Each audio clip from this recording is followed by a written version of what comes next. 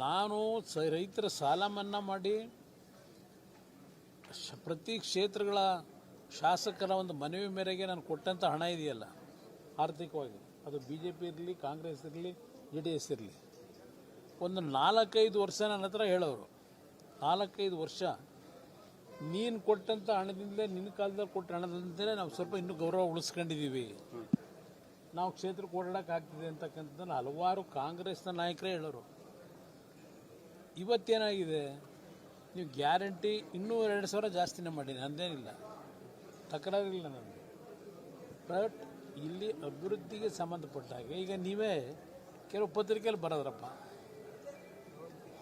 ಸುಮಾರು 400-500 ಕೆಲಸಗಳಿಗೆ ಫೌಂಡೇಶನ್ ಹಾಕೋದ್ರು.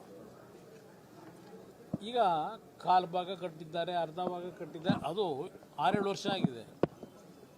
ಅದನ್ನು ಇನ್ನೂ ಕಂಪ್ಲೀಟ್ ಮಾಡಿಲ್ಲ 6-7 ವರ್ಷದಲ್ಲಿ. ಈಗ ನೀವು ಕಂಪ್ಲೀಟ್ ಮಾಡಿದೆ ಬೇರೆ ಬೇರೆ ಕೆಲಸ ಅಂತ ಹೋದರೆ ರಾಜ್ಯದ ಜನತೆ ದುಡ್ಡು ಎಲ್ಲಿಗೆ ತಗೊಂಡು ಹೋಗ್ತೀರಿ, ಯಾವ ಥರ ಮಾಡ್ತೀರಿ, ಅದ್ರ ಉಪಯೋಗ ಏನು ಮಾಡಿದ್ದೀರಿ?